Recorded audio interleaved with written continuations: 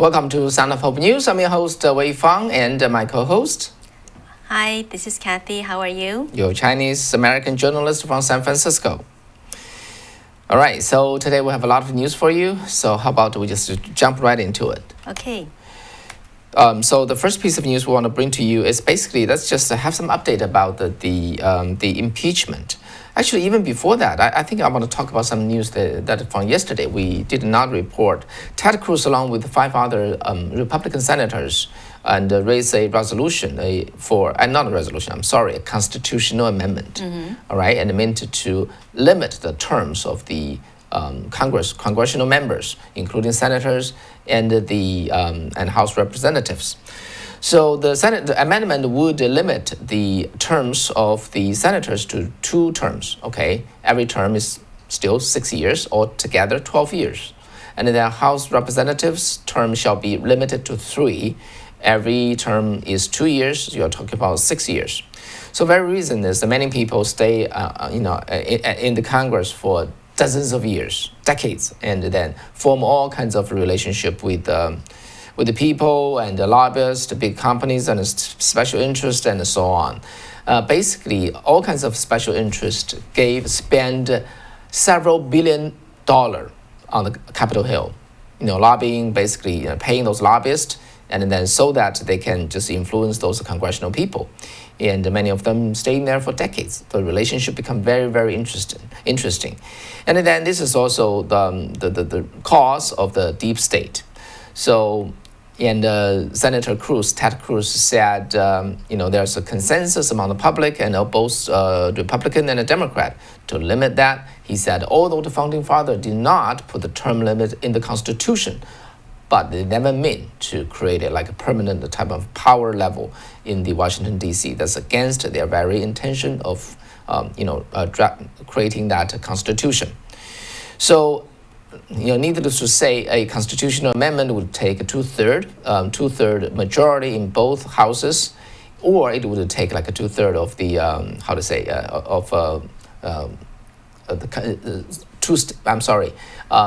two-thirds of the states' legislatures to pass that. So we'll see what would happen over there. So that's the first piece of news, Kathy. Okay.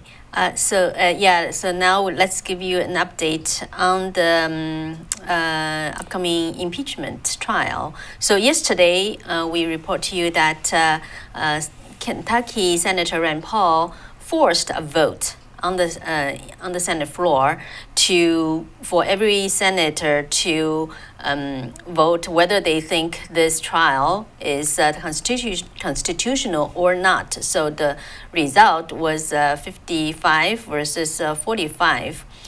Only 5 GOP Republican senators voted along with the Democrats. So it shows that it's very possible if the impeachment trial goes on, there won't be, President Trump won't be convicted.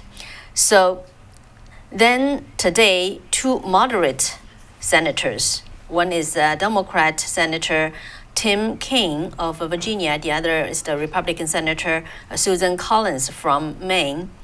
They pitched to their colleagues on the chamber that maybe rather than impeachment, maybe to censure former President Trump. So remember, Collins was one of the 5 GOP members who voted in saying that the impeachment trial is constitutional. But however, Senator Democratic leader Chuck Schumer insisted that the impeachment trial will go on. So who will be defending former President Trump in this impeachment trial? So previously, in the first impeachment trial, we know there are the lawyers were nationally known. For example, Alan Dershowitz, and Ken Starr, and Jay Sekulow. But this time, the lawyers are less known. The leading lawyer, his name actually is Carl Butch Bowers Jr. from South Carolina. So just to give you some background of this lawyer, so thought maybe some of our viewers would be interested. Bowers is 55 years old right now. He graduated from Tulane Law School. He actually has some military background. He's a colonel right now. He still serves as the vice wing commander of the 169th Fighter Wing of South Carolina Air National Guard at McEntire Joint National Guard Base in South Carolina. So Bowers actually had represented politicians in ethics investigation and had developed expertise in election laws. In 2007, he was appointed by the then President George Bush as the special counsel of voting matters at the Department of Justice. And prior to that, he served as a chairman of the South Carolina Election Commission from 2004 to 2007. So Bowers told the Washington Post that he represents Republican figures because of his father. Because his father was actually convicted in an alleged scheme to defraud the government in the sales of repossessed homes. His father was prosecuted after heading the federal highway administration under President Jimmy Carter. So Bowers said that his father may have been considering running for Congress, but then he was convicted, and Bowers believed his father might be targeted for political reasons.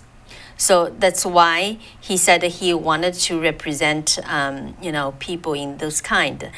He told Washington Post that if I could help other people avoid that kind of stuff, then maybe that can be my contribution to the society. So he said that this is who I am. That's what I do. It's all about the true. He said it's all about the rule of law in the Constitution, and he's not worried about other people said or think. So Bowers previously defended Nikki Haley. We know he was the former ambassador to the United Nations, but before then he was a governor of South Carolina. I'm sorry, yeah. So Haley told the Washington Post that former President Trump is fortunate to have Bowers on his team. Okay, apparently a strong attorney.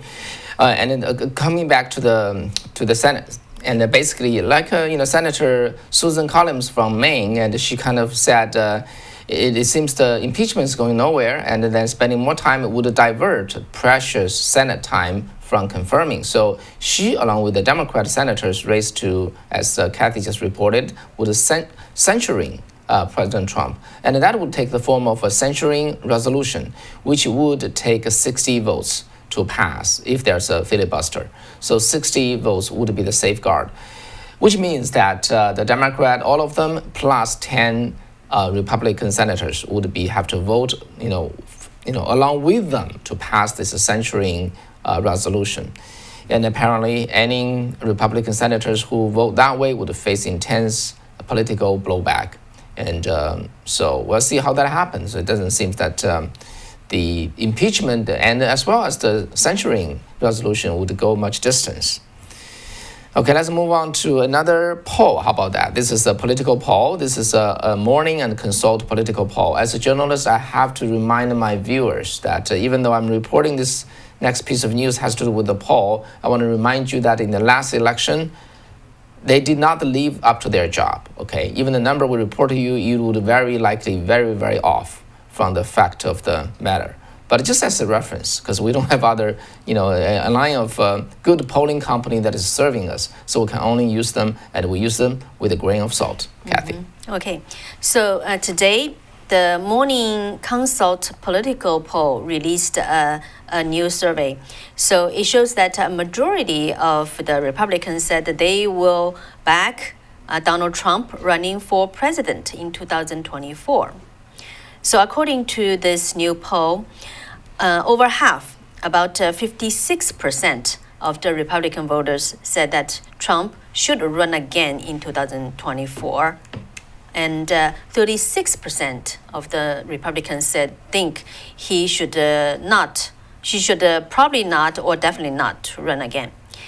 And in regards to whether they support Trump starting a third party or stick with being a member of the Republicans are split on this. The poll also shows that half of the Republicans say Trump should play a major role in the Republican Party, even though he's no longer the president. So let's see some numbers. 30% of the Republicans would join the Patriot Party if it was led by Trump. We know now it's not, right? But it's just a hypothetical question. 30% of the Republicans said they would join. Then 36% of the Republicans said that they would continue to be member of the GOP. Then 50% of Republicans say Trump would play a major role in the party, so exactly 50%. And then 23 of them said Trump should no longer play a role in the Republican Party. So this poll was surveyed among 2,000 people. So yeah, I don't know among our viewers how you think of those questions. Yeah. Okay, let's move on to President Biden's new executive order today. On Wednesday, he issued another actually several executive orders to cut oil and gas and coal emissions and double the energy production from the offshore wind turbines. And Kathy, you want to go ahead with that one? So this is just happened after President Biden took office. There was quite a few executive orders that he signed on this matter. And actually, I want to report to you that one previous executive order about on the Paris Pact, right? Paris Accord. Yeah, Paris Accord. Mm-hmm. As you know, that Obama entered that, was part of the part of the group that created this Paris Accord, and President Trump just exited. And now Biden is restarting the process of rejoining that one. And there's actually there's an MIT scholar, right? And his name is his name is called Dr. Shiva. Right.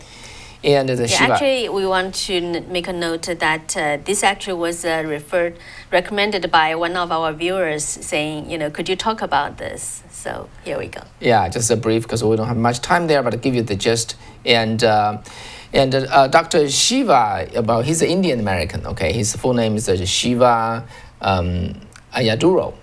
He's a MIT PhD, and he's quite a person. Okay, he's the inventor of the email. And then he explained that in the YouTube, 11-minute YouTube, about what's the essence of the Paris Accord. Let me just very briefly introduce to you, share with you the point of view that he has. The first one, the Paris Accord does not change any of the carbon emission, does not change any of the pollution. Why? Because from now to 2030, which is a milestone year, and countries like China, countries like India, there's no curbing, no limit on them. As a matter of fact, China is allowed to increase their emission, the carbon emission, from the current 11 million tons and to 22 million tons. So they got to double that. Mm-hmm. And while Indian is just from the 2 million tons to 4 million tons, they are able to do that. And then while US needs to lower its carbon emission from the 5 million ton down to 4 million tons. Okay, first it would have, whatever Americans saved is just 1 million ton, and just citing those two countries, and they are allowed to increase their carbon emission by 13 million tons. So it does not make a dent on this, global pollution. If we call that, that's indeed the pollution. It does not change that. But essentially, what does it do? What it does do is look at that.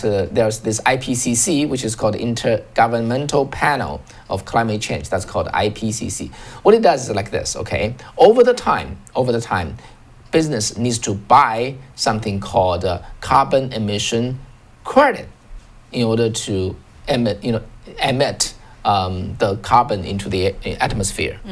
So, and then gradually they're gonna shrink this credit so that and then in a way, like a currency, you just shrink the total carbon emission. That's sort of the design of that. Looks all very good. However, Dr. Shiva said, what is this IPCC then? Okay, it is just a group of so-called elite people. Okay, and they are led by people like Vice President Gore and a group of elite people. And then they got to define what is this carbon emission credit. So what happened is this: they got huge power through that, and then for all the business to use the carbon credit, they need to pay the money. Okay, there's some money. It's already a lot, but that's not a lot compared to what I will tell you next. Then this carbon credit can be circulated, buy and sold in the open market. So basically, you got a company, you got a small company. Okay, you got to burn certain type of energy in order to run your company, and you don't have those carbon emission credit. You go to that market, their market, to buy it, and the price can be very, very high. But in order to run your business, you have to buy it.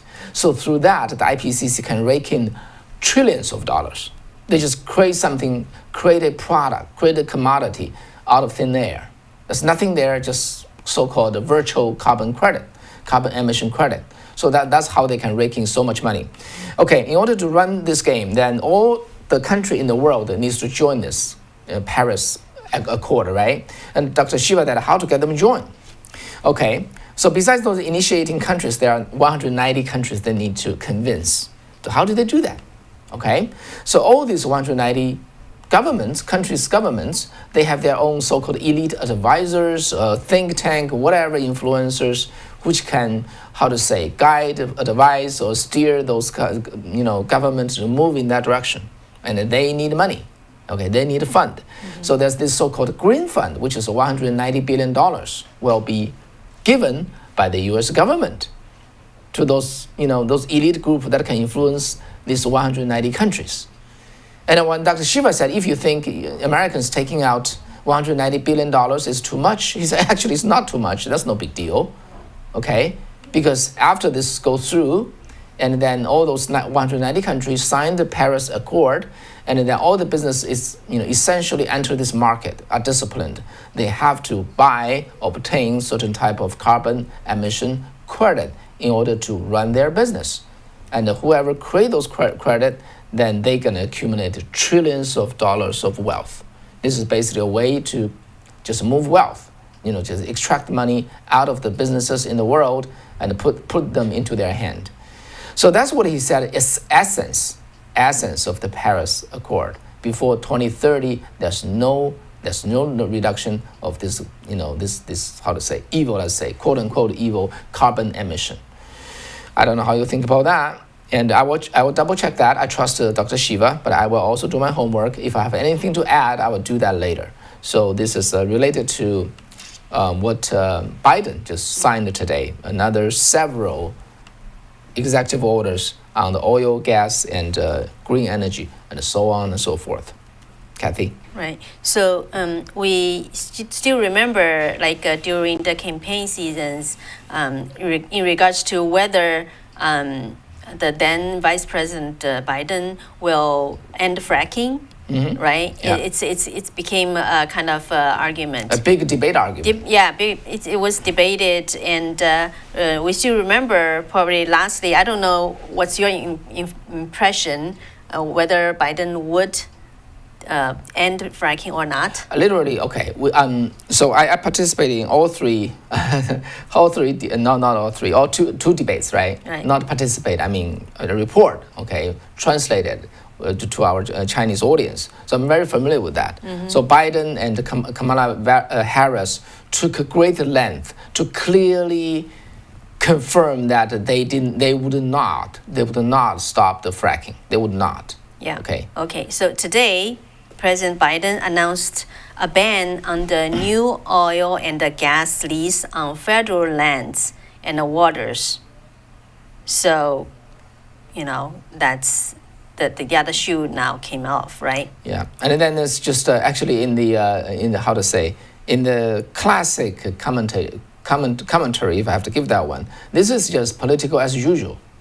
Okay, politicians say something to get elected, they do another thing. And then, this time we watch them closely. We have to call this out. You probably already know that. You remember that. But we still want to call it out for people who do not know that. The only person, seems to me, who didn't do political as usual is President Trump. And he says something, he do something. That's very, very strange. Is that so unusual? What's that? What's wrong with this guy? Right. Anyway, so now back to political as usual. So, but immediately his moratorium on this oil and the gas lease on the federal public land faced an immediate legal attack from an energy industry group. So this group called the Western Energy Alliance, which it says that represent 200 oil and natural gas companies. So this group said that the new administration's suspension of the lease is unsupported and unnecessary and an overreach by the U.S. Bureau of Land Management. So they filed a petition with Wyoming federal court. So we'll see how it goes. All right. So how about let's talk about the big tech under siege, which is the topic of today. All right. So what happened now is that with the big tech, as you know, that they basically censor President Trump and kick him out of Twitter, Facebook, YouTube. By the way, YouTube today announced that they're going to extend their ban of President Trump's Donald J. Trump YouTube channel. Continue that ban, and there's no ending date. And then Instagram and everything, you name it. Okay, he was kicked out. And also Paula was nearly brought to its knees and faced alienation by those big tech company. Another update is the President Trump's personal lawyer Rudy Giuliani. He was actually demonetized on the YouTube, his channel. So it's there are several interesting developments today. There's this rare alliance, which is a Republican senator and from Minnesota. I'm sorry, Democrat senator from Minnesota, Amy Klobuchar. Klobuchar, and also with the Republican representative Ken Buck of Colorado. They seems to have the same agenda. Okay, when you have a senator of one political party with another representative from the other political party, this is typically called like a bipartisan thing, right? So you have much better chance to garner support, from both parties and get something going, a resolution or a bill or things like that. So okay, let's first look at Klobuchar, the senator. Klobuchar. And what's her agenda? Okay, she actually lead the Senate panel overseeing the antitrust. Okay, so her opinion is now the big tech company face a lot of issues. Okay, market power, anti-competitive conducts. Everybody sees that. Data privacy. They harvest data and sell them for money. And the disinformation. Oh, this is a big arguing point. And also hate speech. So, and this issue become even more obvious since after the Capitol Hill incident.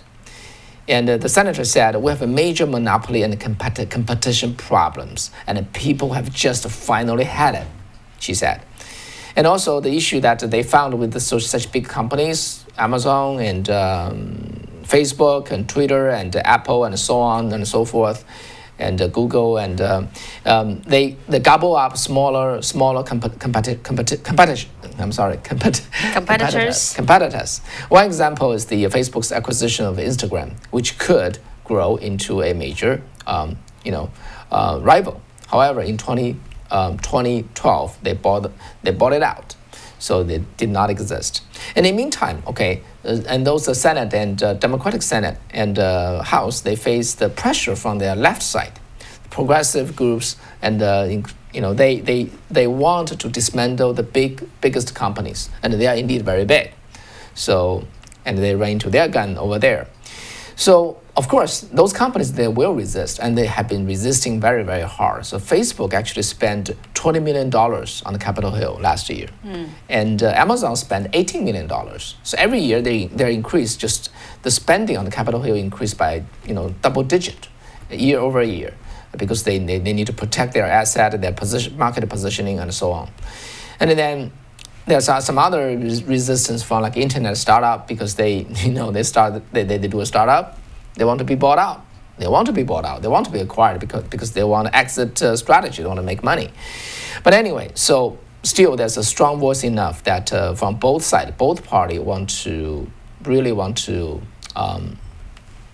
look into how to regulate them.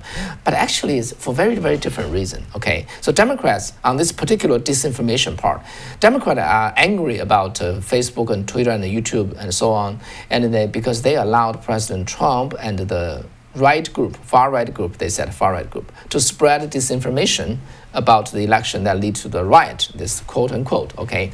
And then the other side, the Republicans are motivated by the decision of these platforms to bar President Trump and his supporters. So, but both agree that those big companies needs to be watched out, and they need to do the reckoning, and for different purpose. Right, and let's see. We'll see how that would happen. How that would unfold. Yeah, I think, like at least Facebook is already having a strategy, okay? So they announced that they will hire Biden's transition member, who is also Obama-era official, as their VP of Civil Rights. And his name is Roy Austin. Okay. So, VP of Civil Rights. Just think of what kind of a role it would be. A company has a VP of Civil Rights. That's pretty rare. Well, how many companies do you know that have a VP of Civil Rights? Yeah, and so they act like a government. Yeah, indeed, their behavior is just like a government. Right. So on the other hand, just as Wei has shared with you, the conservatives and the liberals have probably different reasons. Wanted to do something to push back the big techs and the social media. So let me tell you something more about what are state legislatures are doing. State legislatures are doing right now. So besides like the antitrust action, the claims that on the federal level, the lawmakers are concerning. In the state level, they are doing some other things to push back. Give you an example. In Florida Republican legislatures are currently pushing back against the big techs, introducing legislations and also pressuring their governor to take some decisive actions. First of all, so Florida State Representative Anthony Sabatini and David Borrell, they introduced a bill in December 2020. It's called the HB 33. So this bill called the Stop Social Media Censorship Act. It will do basically three things. One is to require that the owner or the operator of social media website will be subject to private right of actions, which basically meaning lawsuit, by certain web users in Florida under certain conditions. And second thing it does is prohibit websites from using hate speech as defense. The third thing is this bill will authorize the Attorney General in Florida to bring action on behalf of website users. So under this bill, any social media site with over 75 million users who delete the political or religious speech of a user could be sued for damages, a minimum of $75,000 per deleted post, or other forms of relief. That's quite costly. And also, those big tech cannot use the defense of alleged hate speech of the user at trial. So, status of this HB 33. As of Friday, January 15th, it's sent to the Regulatory Reform Subcommittee So it looks like, it's like moving forward. If this bill is passed, the effective date will be January 1st, 2021. Then another Florida state representative, Randy Fine, is being using another tag to fight against the big tech. So what he does is he wants to cut off Florida taxpayers' tax dollars from going into those companies. So on January 26th, actually it's yesterday, Representative Randy Fine introduced HB 439. It's called Prohibit Governmental Transactions with Technology Companies and from Chinese Products. So this bill prohibits agencies or local governments entities from purchasing any good made or that contains specified percentage of parts that were produced in China. So that's about China's product.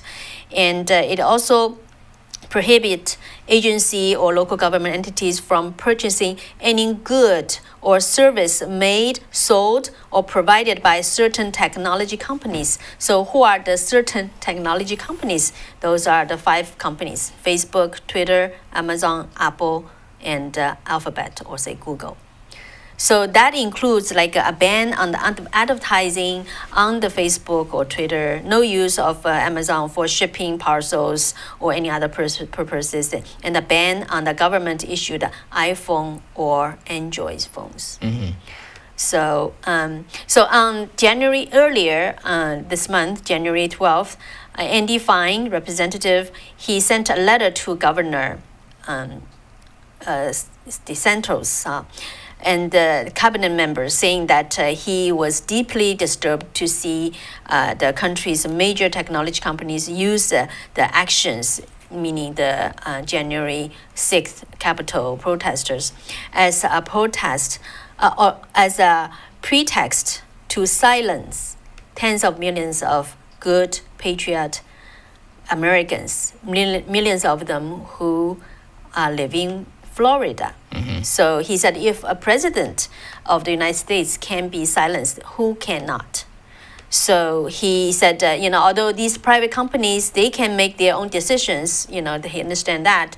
But then he said, as a Florida state, our tax money should not be forced to do business with entities that censor them. So, and in the meanwhile, in the Florida state, Senate side, there's also a similar bill was raised. It's called the SB 810. It's a similar bill. It's also going on. It's being raised yesterday. So in another state, we'll talk about Florida. In Arizona, a state legislature called Mark Finchem, he actually back in November already drafted a legislation that would punish big tech companies that engage in political censorship of their users and judge them to be a publisher, not a platform. Ironically, in December, in the following month, Representative Finchem was suspended from Twitter. After he encouraged residents in Arizona state to call the Maricopa County Board of Supervisors because the board was fighting subpoenas from the state Senate's Judiciary Committee against a forensic audit of the voting machines and the ballot. So, by the way, some update about the Maricopa County's or forensic audit. So the county actually eventually they voted to select 2 preferred vendors to do a forensic audit instead of a state Senate to do that. So actually the Arizona State Senate said that they don't really think this would be objective. They might do its own forensic audit. So so there's a lot of things going on in regards to this area. Actually, in Texas, there's also something going on where you wanted to talk about that, or you want me to continue? Oh, you mean the Attorney General? Right. Yeah, go ahead. Okay. So Attorney General of Texas, Ken Paxton, on January 13th, he issued a civil investigative demand to the 5 big companies, asking them for their policies and the practices regarding content moderation, and more specifically for information related to Parler. We know it's being deplatformed. So Paxton said to take an entity platform down because the platform had the president on it, clearly something that affects freedom of speech in this country and affects competition. So he said that we need to get to the bottom of it. He also said it raised, more questions should be asked whether the tech giants were engaged in a monopolistic competition or violate antitrust law. He also pointed out that although they are separate companies, but what they are just doing something just to censor someone seems to be a random fashion. But he said that investigations needs to be conducted to see if they are colluding to limit free speech and to limit viewpoints that's different from them. Of course, all the 5 technology companies have denied engaged in an competitive behavior. So Paxton also said that this actually raised a challenge under the Section 230. We all know it's called the Communication Decency Act of 1996, which offers broad legal immunity for those social media companies, saying they are not a publisher, they are just a public platform. So he said, if they are not acting as a neutral platform, then something has to be done. And I saw a very interesting comment from a General Counsel for the National Center for Public Policy Research. His name is Justin Denhoff. He actually pointed out that he thinks that the conservatives has their own fault in such issue. Okay, which is? Which is because he said that for a long time, the conservatives just brush aside the threats, those social media viewpoint bias and censorship. And they hope that the free market will resolve this issue. So actually, that was, my question too, actually. We talk about, people just will leave such platforms and then they will die by themselves. Remember, we talked about that the other day. Yeah. So Denhoff said, people just said, okay, let's just create a new platform. But if you don't like a censorship occurring on Facebook and Twitter against conservatives, which has happening for a decade, just create a new platform. But then such new platform like Parler did, and then the big tech just disappeared, Parler. So Denhoff also compared what the tech firms are doing in the United States and how they are doing in China. I don't know how many of our viewers know that during the Hong Kong pro-democracy movement, for example, Apple actually deleted a lot of apps which are used by the pro-democracy activists. They use to communicate or to get news. So, and upon the Chinese Communist government's request, Apple deleted many apps from its app store, largely news apps. So Denhoff said, clearly in China, Apple is operating as an extra governmental arm of the Chinese Communist Party. And he said in the United States, some lawmakers called on Twitter to ban the then President Trump and take down Parler. So big tech actually honored such request. And Denhoff also argued that the company's political decisions has hurt its investors and shareholders, and he suggested that the shareholders should bring up lawsuits. Okay. Yeah. So let's move on the next piece of news, which is actually, we talked about this briefly yesterday, but I think not sufficiently or thoroughly. So today there's another piece of news has to do with today is the International Holocaust Remembrance Day. Okay, remember that. That's a very important thing. I think it will bring us a lot of depth to the issues of today. But let's just go back to yesterday. Okay, and Joe Biden signed an EO executive order yesterday, basically directed federal agencies to combat the resurgence of the xenophobia, particularly against Asian Americans and the Pacific Islanders that we have seen skyrocket during this pandemic, right? Which is we talked about this briefly yesterday. Yeah, actually, after the show, we came back and I thought it over, and indeed, I just enlightened something which I want to bring this to your attention. Okay, so and. There's a lot of things underneath the policy that's going on today. Let me give you this analogy, and you can listen to me and see whether you think it makes sense. Okay, in China, there's two versions of the communism. One is the communism through violence, like the Soviet Union and the CCP, Chinese Communist Party. What they do is that they use this so-called class struggle to usurp power.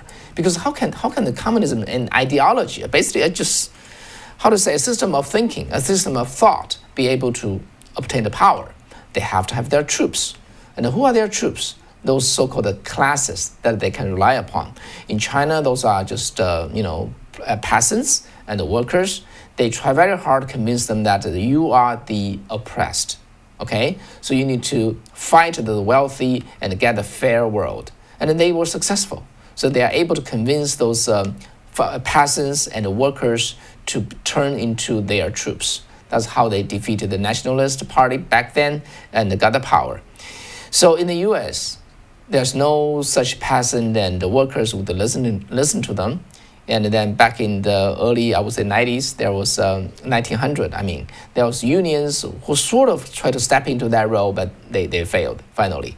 So in this country, and we saw this so-called identity politics. Okay, but in my opinion, those identity politics is not that simple. Yes, in the history of the U.S., there was this discrimination of white against black. There's a segregation. But since the Civil Rights Act, those things has been systematically, largely rectified. However, there's this saying that no, that's not enough. Okay, the black people, they are disadvantaged, and also the Native American and so on and so forth, and minority, including us, Chinese American. Okay, we are the oppressed or discriminated against. So the left wing just convinced people like us, saying that there is this oppressors who are the white Americans, and you are the oppressed, and you need to stay with us. So Asian always vote their way, okay? And then the Asian American, after seeing enough in this country, they come to realize, no, that doesn't seem to be working, okay? Turning those African American, like Hispanic American, Asian American, and the Native American, even the women, convince them that they are the oppressed, they are the discriminated against type of people. It's just the same way of creating another class for the class struggle. So through that, they sow the division and create conflict in our country. And in that kind of conflict, those leftists, another version of the communists, are able to grab the power. So this is how I see that. So those identity politics are not simple, even though this EO, the executive order, is meant to protect Asian Americans. I would say, Asian American, we should not cheer for that. Rather, we need to ask deeper question about that. I don't know whether you agree with me or not, but let me proceed to my next issue. Next piece of news. Today is January 27th. January 27th is the International Holocaust Remembrance Day. That was designated in 2005, which is the 60-year anniversary of the discovery of what happened in the Auschwitz concentration camp in Germany, in Poland. And then when Red Army moved in and just discovered what happened that day, and that was picked as this a Holocaust, International Holocaust Remembrance Day. So in the last century, okay, of course, as we all know, Holocaust claimed 6 million lives of Jews and 11 million other people by the Nazi regime. In the last century, we got these two major evil forces, right? One is Nazism, another is communism. However, Nazism now have no way to revive, but you see the communists goes unchecked, and goes unchecked. And what they do, they just change the name. They don't use communist; they use some other name. All right, and then they can get by, they can get around, they can take power. And why so? The two forces, each of them kill millions of dollars. Tens of millions of people. Communists even more, but they could get away from that. So I just want to bring you attention to this issue. So in the 1945, right after Nazi Germany was defeated, all right, Germany was divided into four sections: southwest, southeast, northwest, and northeast, and occupied by the by the Allies. And then there's the process that happened. One is called a denazilization. Okay, so basically all those people who were just Nazi members or believe in those, they were purged from the public offices. This is one thing. The second thing is, and then all the thought of the Nazi, and of the Nazism was purged from the library, from the bookstore, and so on and so forth. All right. And what's more important is what happened next. There was the International War Crime Tribunal was set up in the Nuremberg of Germany, and then there was a trial held for 10 months. So ended up what happened is that during that 10 months, okay, the genocide was revealed bit by bit throughout the trial because there were so many witness statements from the extermination camp inmates. There was clips from the Nazi films because they were very proud that they filmed enough and they deposited them. And then those films were dug out, and played during the trial. There's this account from this person called Rudolf Hoss. He's the commander of the Auschwitz, and then the concentration camp, and it described the camp's function and its activity. As a result, 12 Nazi officials were sentenced to death. They were hung, and 3 were sentenced to life sentence, and 4 were sentenced to certain terms and limited term, and 3 other people are acquitted because they don't have anything, they don't bear any, they were found not to be responsible for it. But anyway, the Nuremberg trial really exposed and record the crime of Nazi Germany in a very comprehensive and a permanent way. So the world learned from that, and the world vowed never again. Mm-hmm. Let's fast forward the time to 1992. Okay, at the end of 1991, the Soviet Union dissolved. Okay, the Iron Curtain fell. But we Americans, we believe, wow, the Cold War's over. We become the number 1 superpower. There's no enemy, and we just brush aside this communism. They are gone. We don't need to worry about that. There's no review. There's no remembrance. There's no trial. There's no thinking over at that moment. So we just pretend, we thought that the crisis that we faced for several decades was just over. We're very happy, But communism persisted on. And in the 1992, in that very year, whether you know this story, whether I told this, I forgot. There's this gentleman, his name is Curtis Bowers. He was only 25 years old. All right, so he was attending a college in Colorado. His professor told him one day, saying that, Curtis, I've been following the American communism, but I heard they have a splinter lately, but they are holding a meeting at the UC Berkeley, University of California, Berkeley. They already know my identity. I couldn't go. Can you check it out for me? What they're up to? So Curtis Bowers happily agreed. He attended this conference in the UC Berkeley. He thought it was just a bunch of young guys, crazy guys, and they were having just a hectic meeting. No, 1,400 gentlemen, most of them in their 50s and older, have suitcases and a suit. They attend that meeting, and then the meeting name is called the American Journalist Convention. Remember, that was the name of the Patriot when they was trying to group and thinking about how to win the independence of America. So they borrowed that patriotic name to set up as the cover for that meeting. So Curtis Bowers sat in and listened to them. They talk about Soviet Union failed, our plan A failed. We have to go to plan B. And how to plan B? We have to dismantle, we have to infiltrate and dismantle these, the American family, the church. We need to dismantle the failed, bring down the American small and medium businesses because they are the job creator. How do we do that? Through environmental, enforcement, environmental protection laws. And Curtis Bowers was sitting there. He said, "What is this ridiculous things? This is, it won't happen in my lifetime." So he just attended that meeting, report to his professor, and put this behind him. Okay, 16 years later, he was Idaho legislator. One day, a small businessman knocked on his door and said, "Please don't pass this environmental law because if you do, my business will fail." That reminded him. He said, "What? Could it work? What happened in the UC Berkeley?"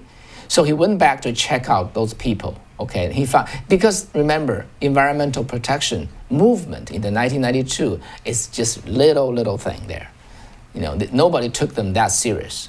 Anyway, in the 2008, that's 2008, that was completely different. Okay, and then Curtis Bowers checked it out, and then he found he vastly underestimated their power, their execution, and their effectiveness. And then several people actually in that very meeting was the cabinet members of the President Obama. All right.